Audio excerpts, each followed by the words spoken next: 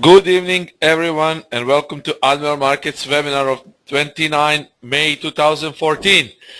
Today, Chris Warzik is with me, and we will talk about how to measure the strength of a breakout. So first, we will see what breakouts are, then we will show you how to measure the strength of different breakout patterns.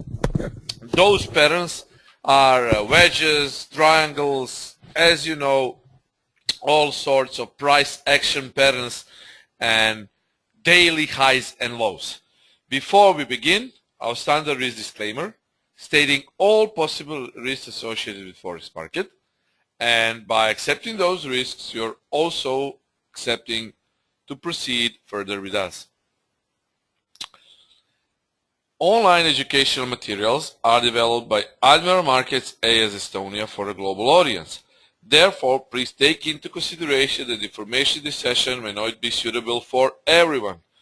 To get a corresponding information on charting conditions and any other detail, please visit www.admiralmarketsglobal.com, select your country of residence, and contact an appropriate entity. Admiral Markets UK Ltd takes no responsibility for the information accuracy. The analysis represents the personal opinion of the author, me and Chris, and in no way it represents the actual suggestion for a trade. These are not AM UK's opinions, and the website in the video is not the .co.uk website, but the globally used.com website. Forex is risky business. This is a personal opinion only, and this webinar is for informational and educational purposes only. So, what are breakouts, why and when to trade breakouts, and then measuring the strength of breakouts. Megaphone head and shoulders, including of course inverted head and shoulders, triangles, flags, pennants, wedge, and daily highs and lows. How you can basically determine the strength of the breakout and where to put your target after the breakout has happened. Mind you, however, that is why I put Kenny Segagera here on the slide, because breakouts are very often the fastest way of making profits if you know how to do that correctly. That is why I put one of the fastest car in the world currently, because breakouts are really one of the fastest ways to gain profit. So what are breakouts? A breakout is what occurs when prices exceed previously determined support or resistance levels. So long positions are triggered when price moves above resistance, while short positions are signaled when prices drop below a clearly defined level of support. Okay?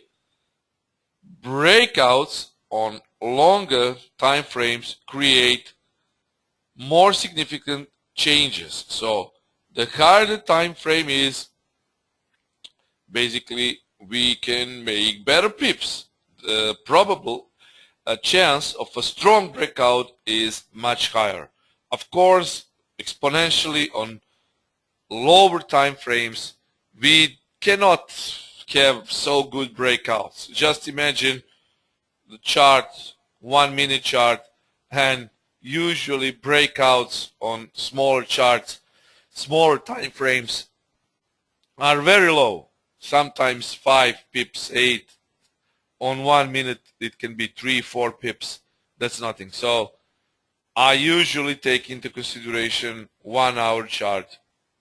Sometimes 15 minutes, but 1 hour chart is the best. If you trade 30 minutes is also good, but 1 hour is better. Breakouts or shorter time frames can more impact on day trading, and if you consider a 1 hour chart to be shorter time frame, if you compare it to daily, weekly, or monthly, then that's correct. But by having said this, shorter time frames, I don't think about I'm not thinking about M1, M5. M15 is okay, 30 minutes is okay, 1 hour is even better. Huge momentum spikes can lead to very fast profits. That is one of the biggest reasons why to trade breakouts, because those huge momentum spikes will usually generate an increasing number of pips, because there will be some stop grabbing patterns which will usually appear on hourly time frame.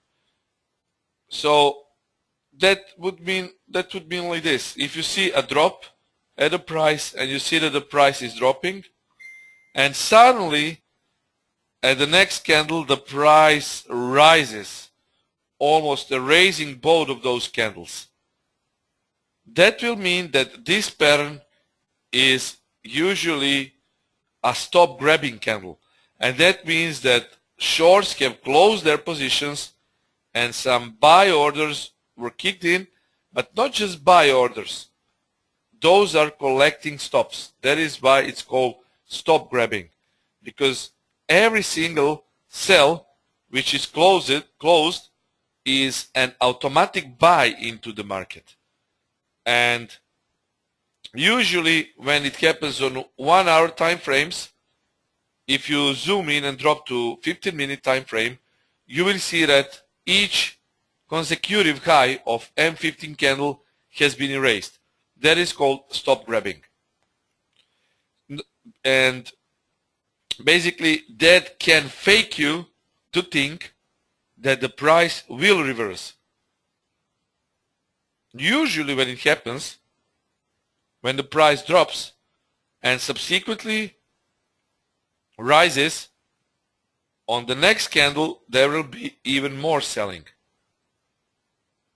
And that is why you should not blindly follow those systems which do not clearly explain how to trade breakouts. Every breakout needs a proper explanation. Breakouts, as I said, do stop grabbing, and the stop grabbing is something you need to watch out if you want to do a proper trading. Many systems, and 95% of those systems, cannot tell you whether the stop grabbing appear, thus leading to fake signals. One candle, second candle making a new lower low, and next candle is suddenly big bullish candle. Many systems will tell you it is time to buy into the market, but 90% of the time it will even drop more. This is stop grabbing. This is when the price is collecting stops, and that doesn't mean that the price will go higher. So if you see a stop grabber and your system tells you to buy or sell after the stop grabber, don't do it. Wait for a proper breakout setup, and we will show you today how to do it. When to trade breakouts? Best times to trade breakouts are London Open, 8 a.m. GMT trend trades, when you scale in, but there is no trend, but there is a breakout pattern forming, and New York Open. So when we see a nice breakout pattern forming, double top bottom, triangles, wedge, pennants, daily highs, lows, that is the time to consider a possible breakout. And also, the very first 3 hours of each market are great to make a breakout trade. So London Open first 3 hours, then New York Open first 3 hours. If you can, and if you're able to trade Asia, well, maybe in Asia, let's say first 3 hours, but usually around 2 a.m., 3 a.m. in the morning, those nice patterns will form, especially on Aussie, New Zealand, yen, and those commodity currency pairs. Because In Asia, we usually trade Aussie yen, New Zealand yen. We can trade Euro yen, but Aussie New Zealand, New Zealand yen, Aussie yen are the best pairs and the most volatile pairs to trade during Asia session. So always consider timing, proper timing. Let's say London Open, first 3 hours London Open, then do not trade because usually in between 12 and 1 p.m. GMT, there is usually a lunch for London traders. And we do not have nice trending patterns, nice breakout patterns, because market is preparing for New York Open, and traders do not like to trade during those hours. Usually trading is only about scalping, smaller breakouts, or even counter trend setups, but those are all congested trades. No more than 10-15 pips can be acquired.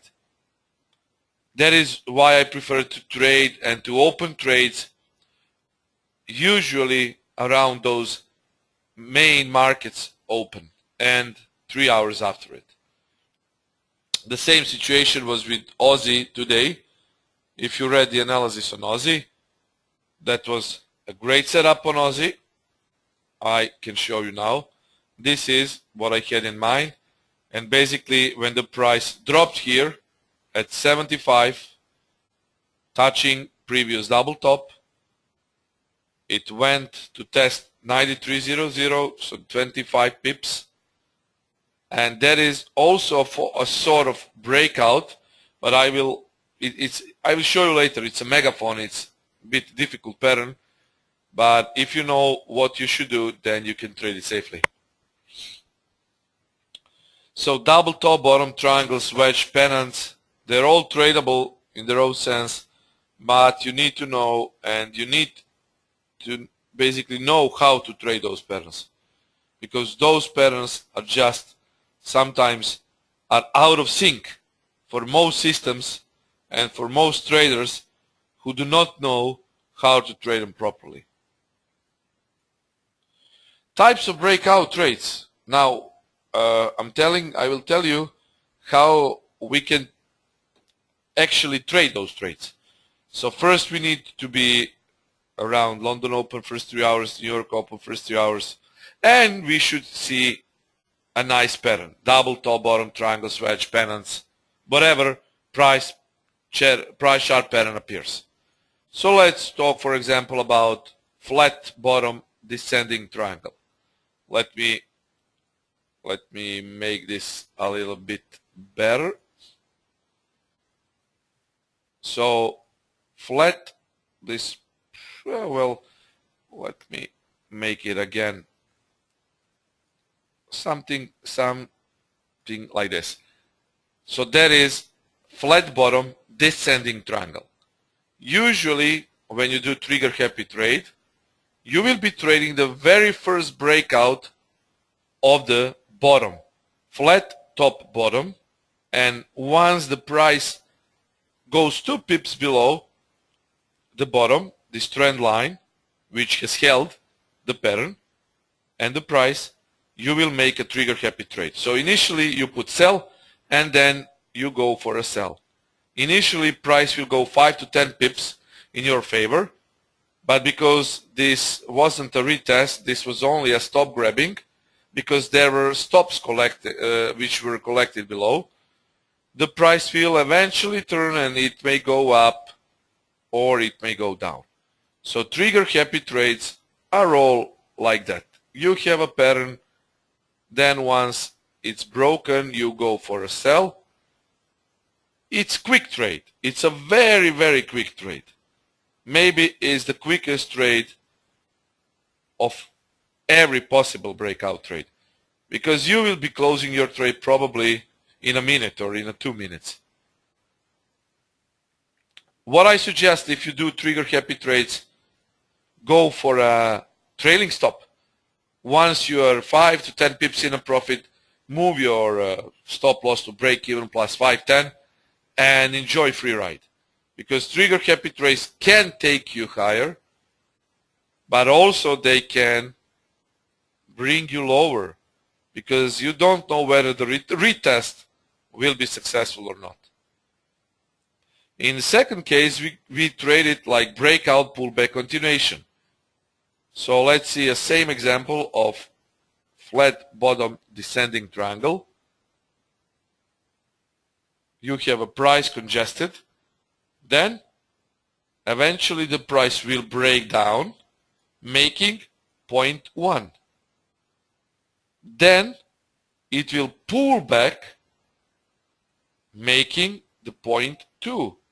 It will also do a retest of the previous support, now acting as resistance. And eventually it will break through the low of point 1, making point 3, continuation. 1, 2, 3. Breakout 1, pull back 2, continuation 3. So that is the pattern. Breakout, pull back, continuation below the low of the breakout, of the first breakout. So that is breakout, pullback, continuation. And the third thing how you can trade breakout is called retest. Again, the same example. We have flat bottom descending triangle. The price breaks out, then retests previous support, now acting as resistance. And if you open your order here, it will be a breakout retest trade. It's not breakout pullback continuation, because continuation would be below this point. This is breakout retest trade, and it's not, of course, trigger happy trade, which will be the fastest of those three. So those are the ways how you can trade actually breakout patterns. Now, how to measure breakout strength? How you can know what the strength of the breakout is, and where you should put your target price. First, let's see a megaphone pattern. How did I determine that eventual strength of this breakout will be 93.30? Megaphone is very specific pattern, because it's not tradable as per breakout of those sides. When you're trading flat bottom descending triangle or triangle, you have two trend lines, and whichever breaks the first, you should take the trade. Usually on flat top descending triangle, those trades are sells. On flat bottom, on flat top ascending, those are basically breakouts of those tops, because if you have a ascending side, that is a buy trade. If you have descending side, that is a sell trade. On megaphone, you don't have a valid side, because the price is contained within those two trend lines, which are making the megaphone or broadening top pattern. So this pattern is called megaphone or broadening top. How I determine 93.30? POC is my point of confluence, and basically what I did is I spot a double top. So 92.75, this red dotted line, was actually a strong resistance, because that resistance has made a double top. After that, the double top has been broken here. The price has made a new high pointing to the A side. So this is side A, and this is side B. So making basically the side A 1, 2, 3 touches, and we have also here 2 touches. So basically this is the bottom, this is the top. Now, of course, I draw Fibonacci. I applied my common sense. There is no indicator which can tell me this. Camarilla MACD is a method where you apply, of course, your common sense and knowledge, a professional knowledge, not newbie knowledge. You don't use stochastic to tell you the entry. You use your human mind. So one top, second top, it's a double top. Then a Fibonacci, it's not perfectly drawn, but from here to here, and you have basically at 38.2, you have a confluence of double top, trend line, and you have basically 38.2 retracement. So it makes a confluence.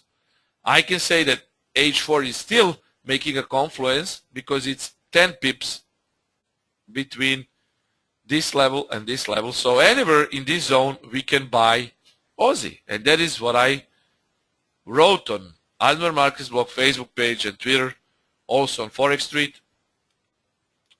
And actually the price went here to the pip, making an entry, and then subsequently went to test 93.00. If 93.00 breaks, I expect it to touch this upper part of megaphone pattern.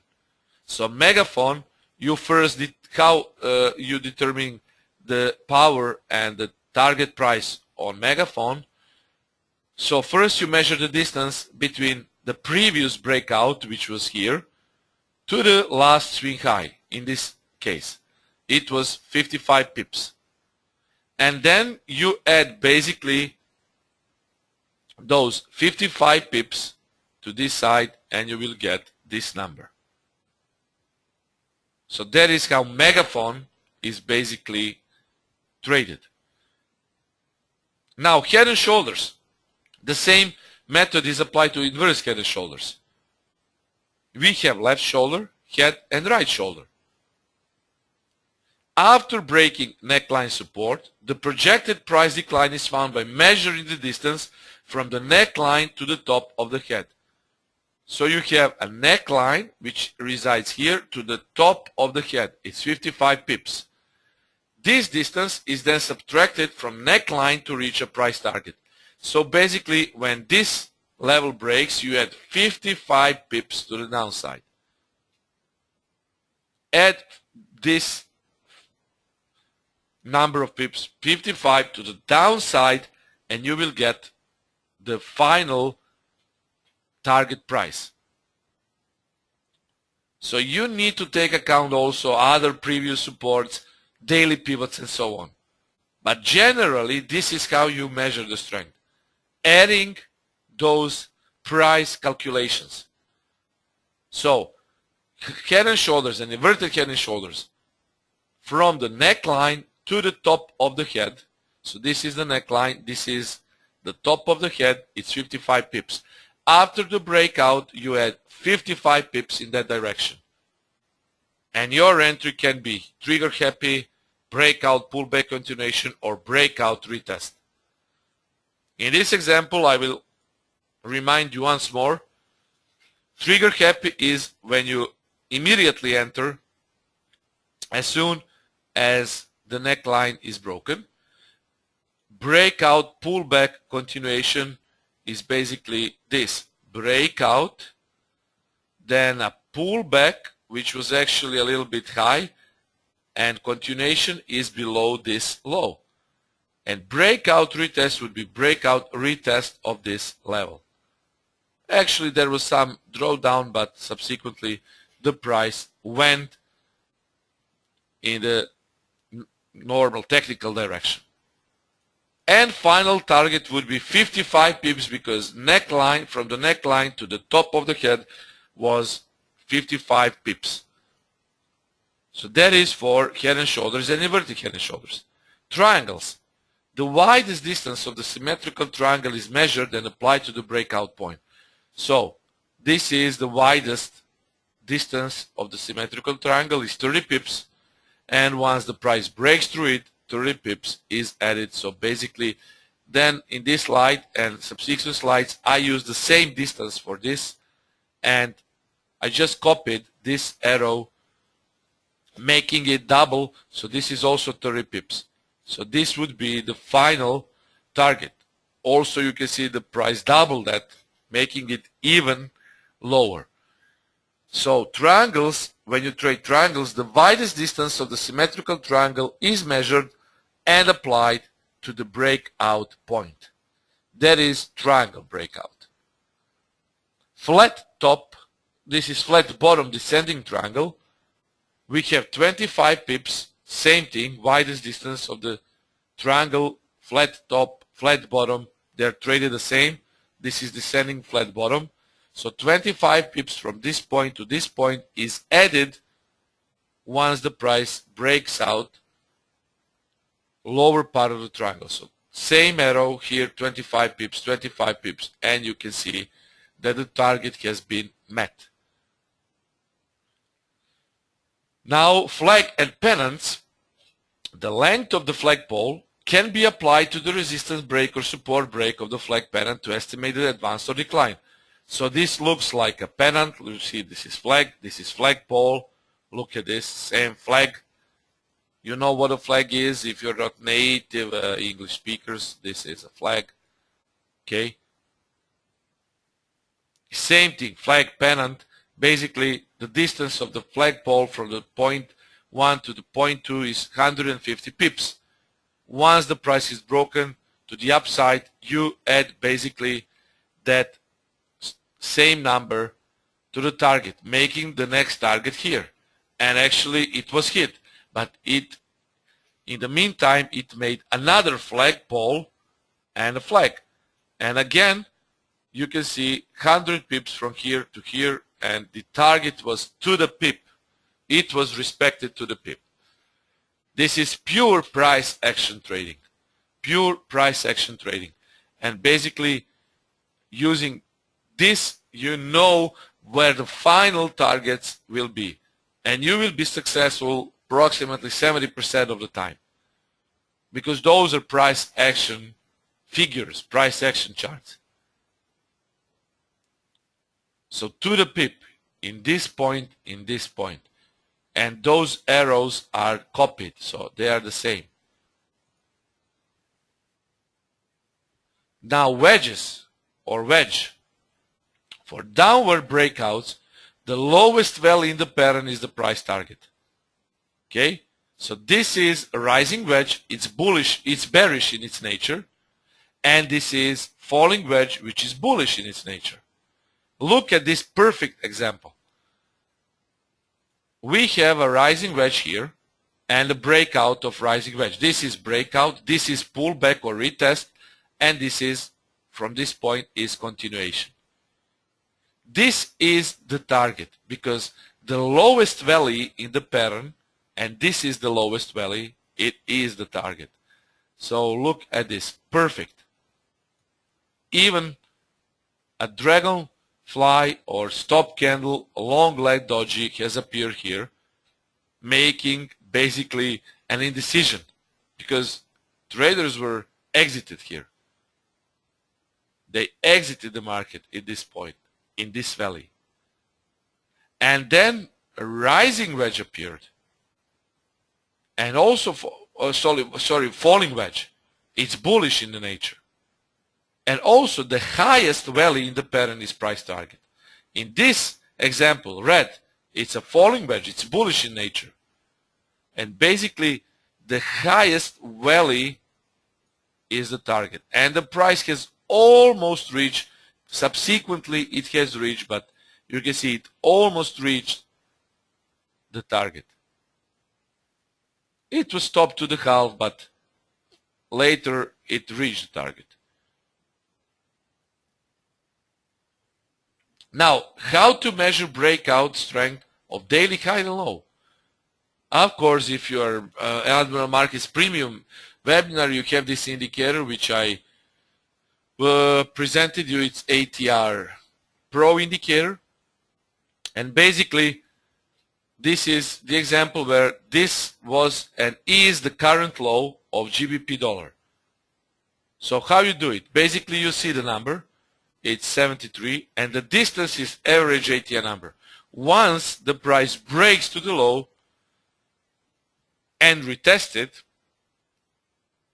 we want to see 67, 66 hit because it is the low, projected low of daily low breakout. If this spot, of course, here is broken, we want to see breakout to this point. So when you go with breaks of daily highs and lows, final targets will be determined by average through range ATR stop. And this is the great indicator to use also for breakouts of daily highs and lows. So this is what I had in mind for you today. If anything is unclear, I can repeat it again. And now I will hand over the presentation to Chris, who will take his share on breakouts and how to measure breakout strength.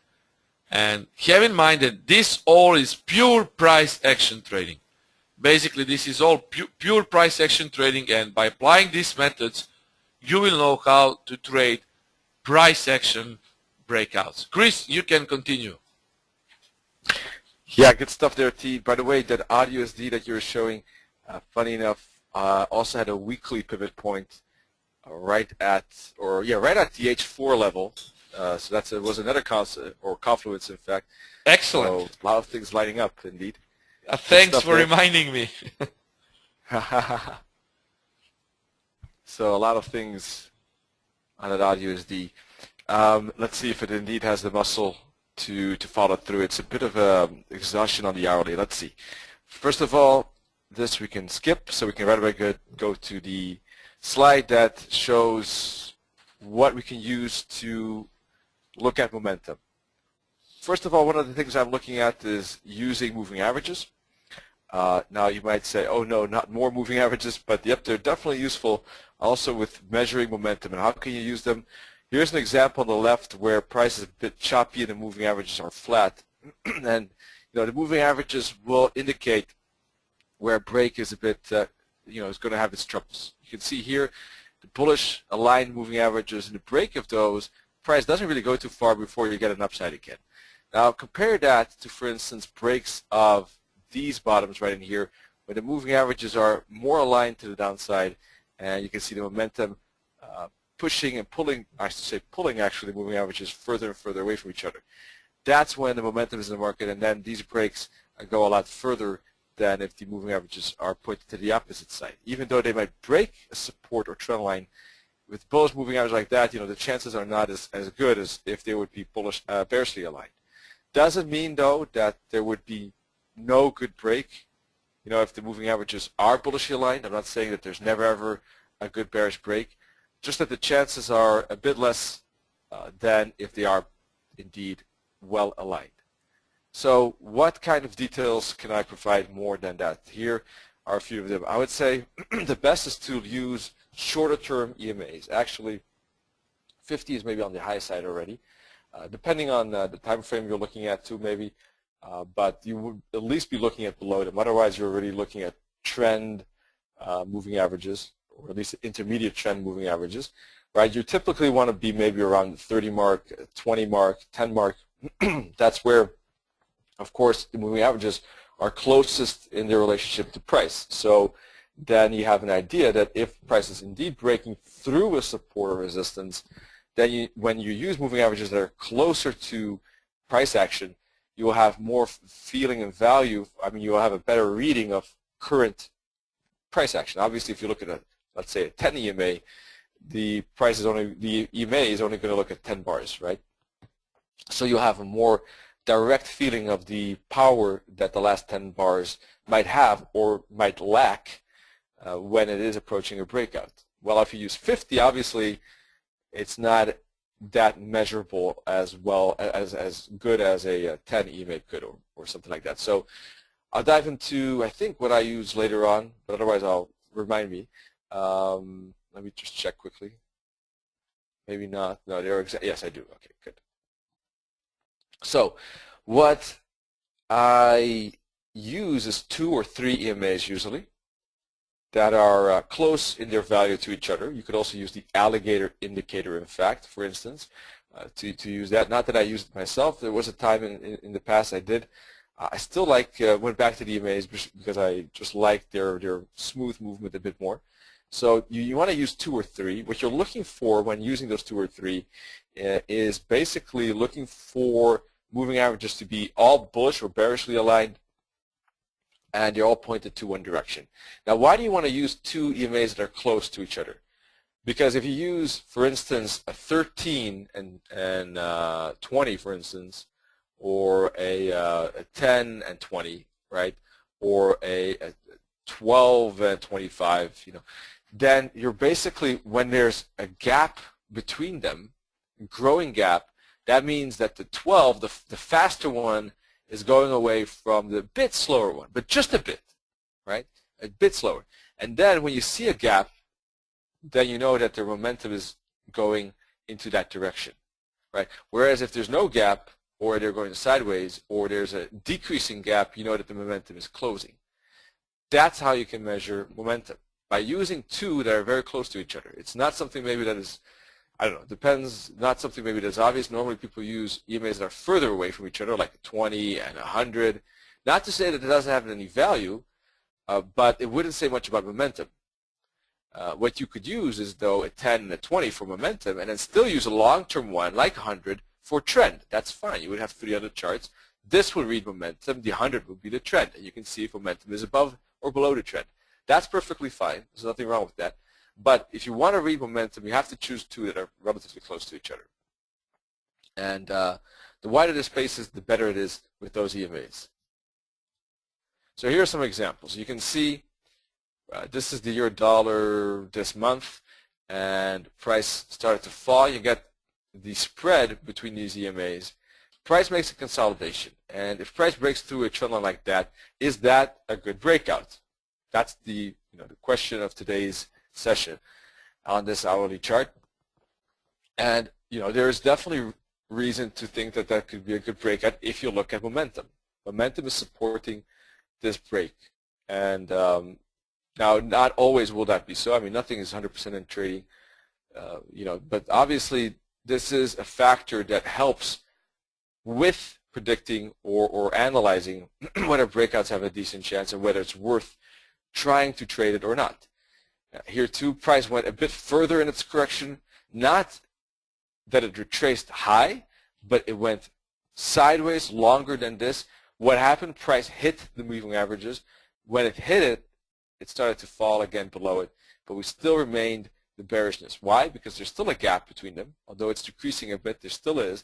Plus, they're still bearishly pointed down. So, still a good break. Here, actually, price started to be a bit green, so it's a bit bullishly, started to show some bullishness.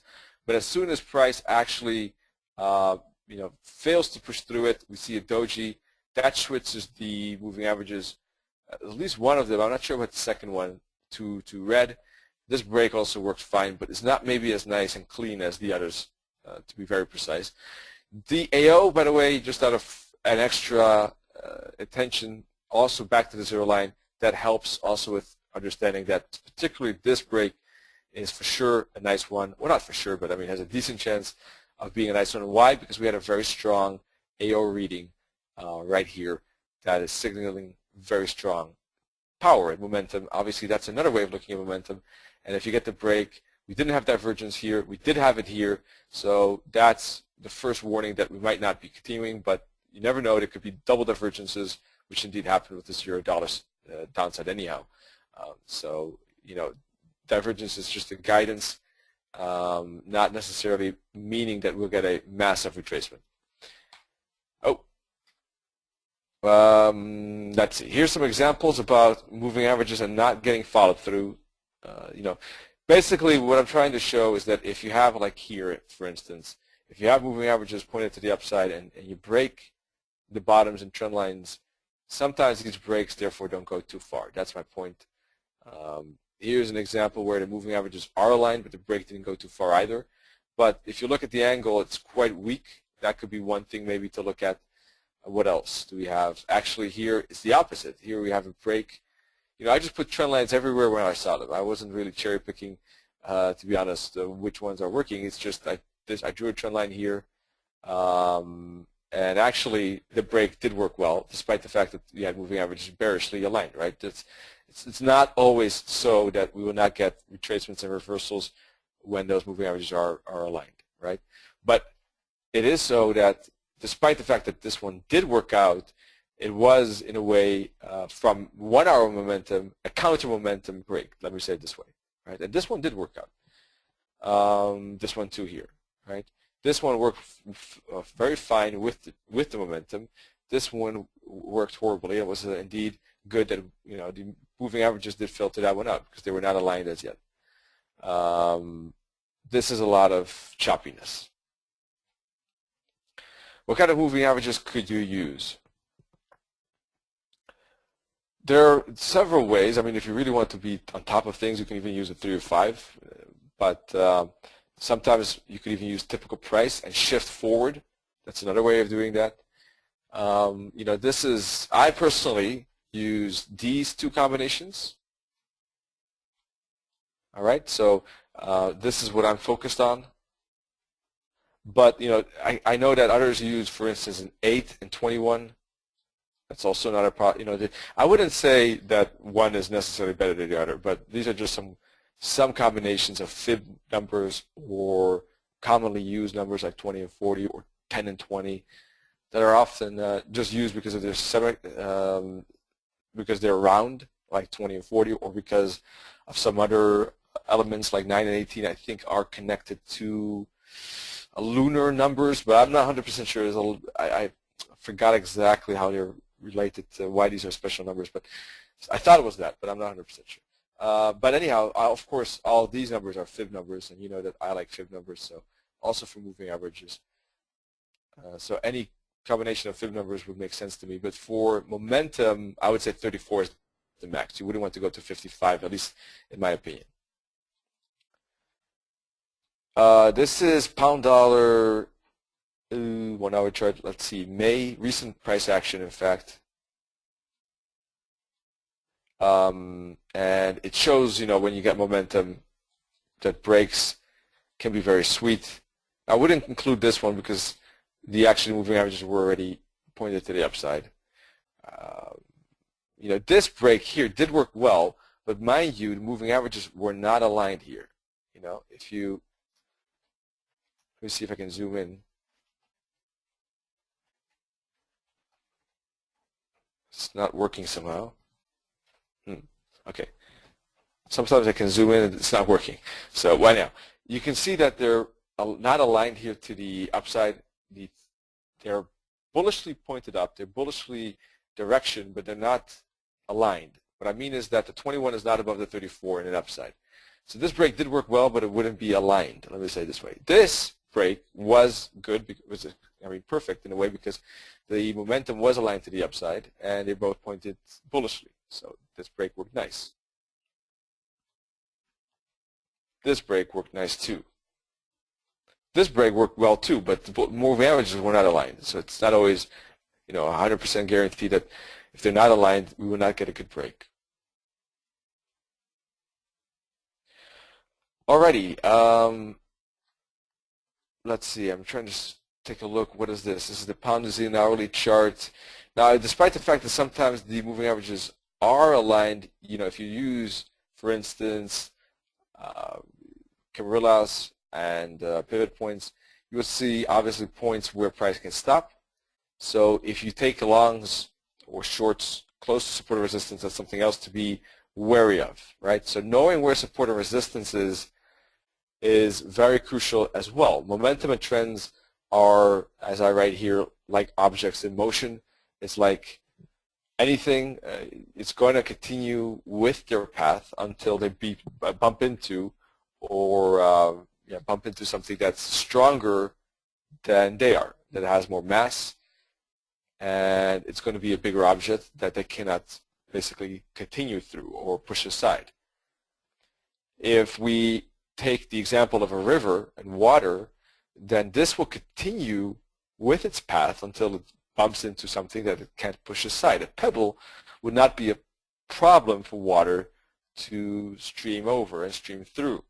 If it bumps into a big boulder, a big rock, obviously it, depending on the size of the water stream, but if it's a smaller water stream, it's not going to be, normally speaking, you need really a massive amount of water to push that aside. And if it can't push it aside, and the water is, the momentum is not big enough to push that big object aside, then the momentum is going to die down and it's going to revert, or it's going to choose a different path, right? So that basically is the same with price. The moving averages are like the waterfall. It symbolizes the power and momentum of the currency and the price. And when the moving averages are aligned and they're have the same direction, basically, that means there's a lot of momentum. That means that price has the ability to push through a lot, relatively speaking, more than maybe if they're not aligned, in my opinion. Doesn't mean, though, that even if they're not aligned, that they couldn't push through it, right? It doesn't also mean that if they are aligned, that they'll push through anything and everything. There are supportive resistances out there that will stop momentum, even if momentum is strong. Those could be weekly levels, daily levels. Those could be intraday pivot points, Camarilla levels, extremes within intraday trading. So it all depends what we're looking at. If you're looking at daily charts for trading, you wouldn't be concerned about that, and you would be looking at where is the monthly pivot point. And that could be something that you're wanted to be pay attention to, because that could be a stopping spot for your with the momentum trade. So how can you improve breakouts? By knowing where the supportive resistances are for your trading. If you know that, it will help understand which breakouts have a good chance, because if you are trading a breakout close to support and resistance, your breakout has less opportunity. Here we see an example of, for instance, the New Zealand dollar 1 hour. We had plenty of space down to yesterday, down to the monthly, weekly, daily pivot points. So when we broke out of this, there was a lot of space here to the downside. That was a good breakout. We had moving averages aligned, and we had space down to support. And actually, it continued lower. So, but that's just assuming that they could stop here. You don't have to put a TP necessarily there. It's just realizing and calculating if you have enough space to make a trade. That's all. And this certainly did yesterday. But it's good to know where that support or resistance is to understand if the momentum if you can expect momentum to get followed through. Here's an example of pound CAD. Yesterday too, actually today it fell again. But a lot of momentum. And when you get a break, here we got S2, for instance, a lot lower. So also good space to L4. I wouldn't look at the S1 if you're in a downtrend. I wouldn't consider S1 to be a major impact. The S2, for instance, would be something different, or the L5, for instance. That's something different. Even the L3, you might want to go below that. It depends on how you want to trade it. In this case, we pushed through it, probably because we had a lot of momentum, right? And we were below the pivot point, the daily pivot point. Your dollar 1 hour chart, you can see the example of where price didn't push through. We got a big support level here. Price was not able to push through. So depending on where you took the break, but if you took this break, for instance, there really wasn't too much space here on the right side, right? If you took this break, there was a bit more space, although the moving averages were not aligned.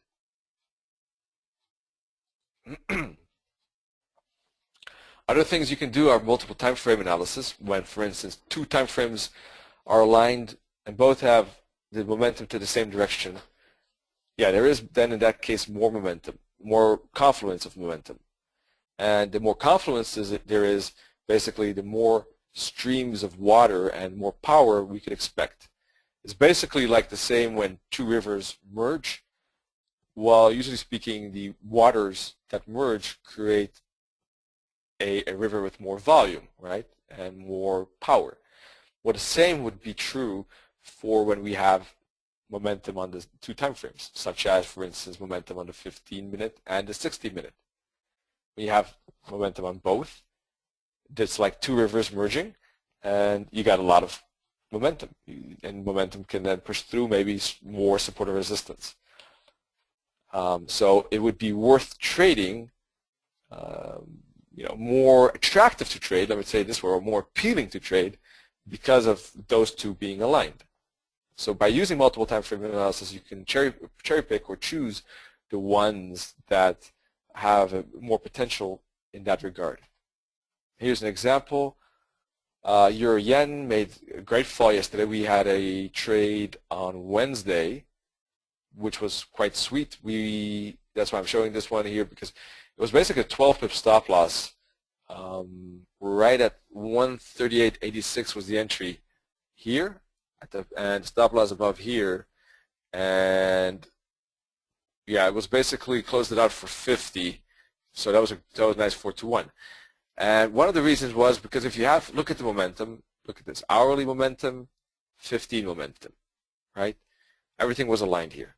So that was one of the reasons for that 4-to-1 trade. 50 pip in the pockets versus a 12 risk.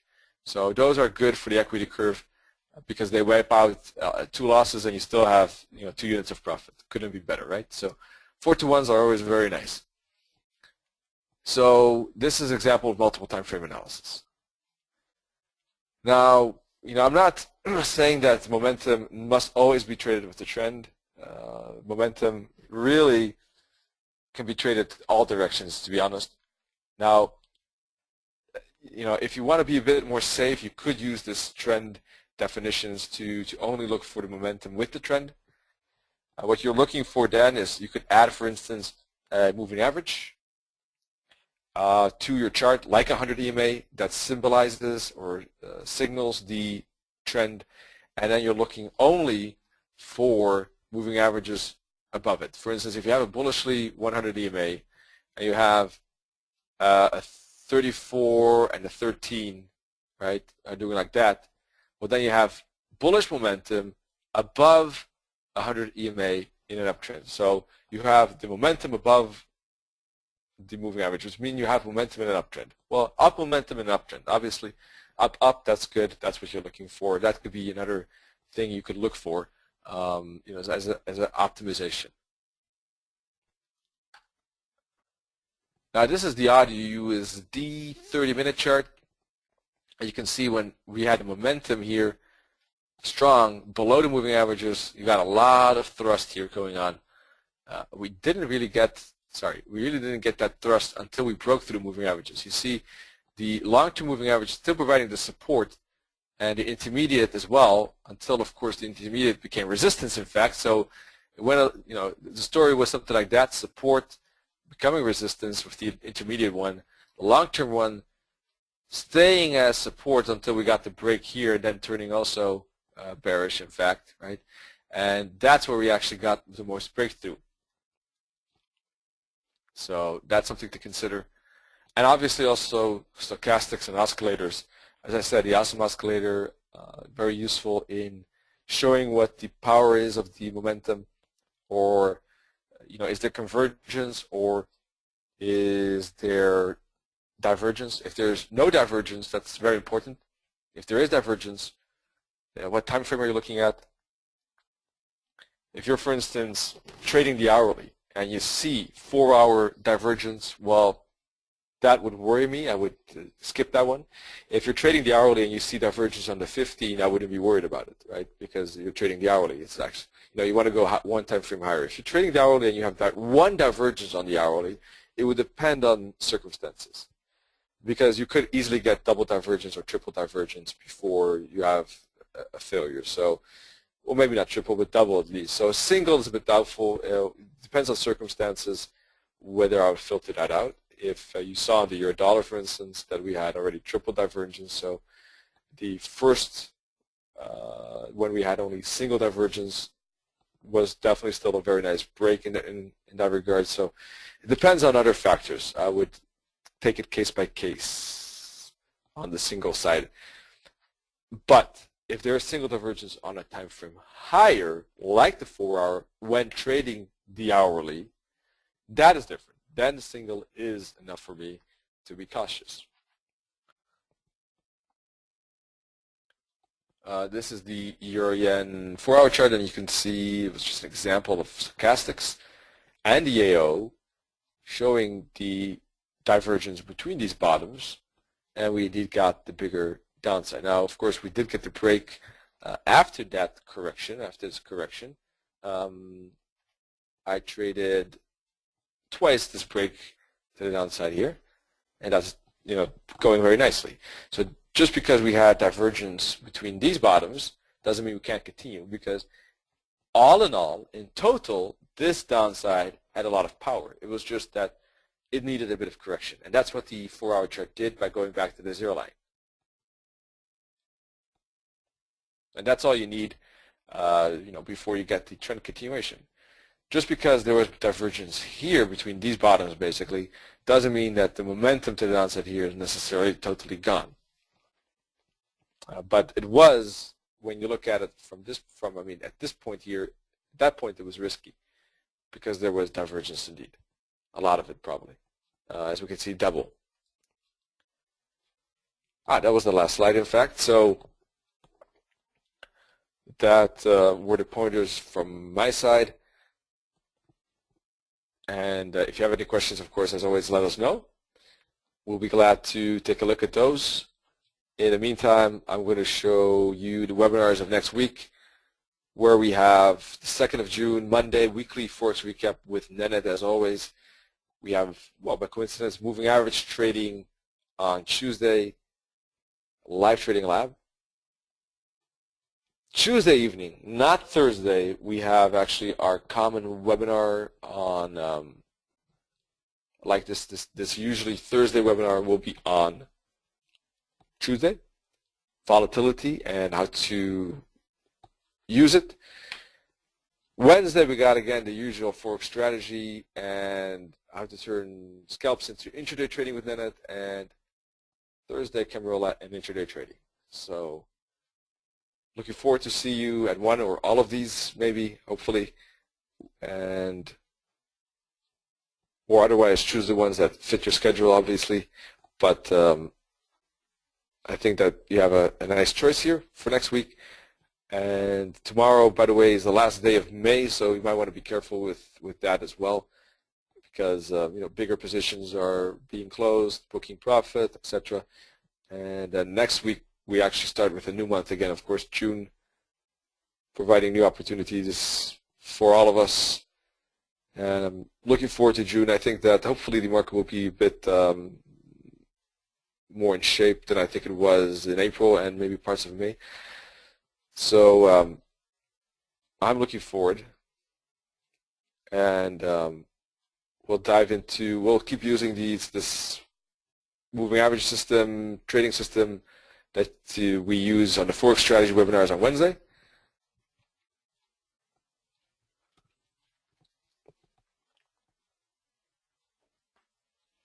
That strategy had a very good pound CAD short today, in my opinion, but that was a pretty good one. Maybe some of you saw that. It had a struggle with the pound yen. That was actually an example where we didn't get followed through. Those things happen. Both sides, of course, of the coin are always in play, and it's always about the probabilities. All right, folks. Well, let us know. Maybe just still now the chance to ask a question. Otherwise, slowly but surely, we will be wrapping it up, I guess.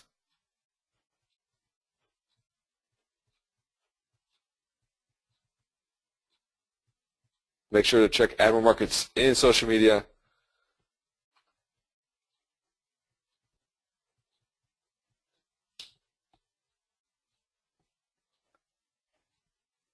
Yep, I guess we can safely conclude that there are no questions, which is good news, I guess, hopefully, that everything is understood. But if you ever were to have questions, of course, you can always ask in other webinars as well with regard to this particular topic, no problem. And Nen and I thank you, all of you, for spending your time with lack of time, so we truly appreciate you joining us with this webinar. And allow you to have a great weekend, in fact, for you and everyone else here, and see you soon. Cheers. Yes, see you soon. Bye.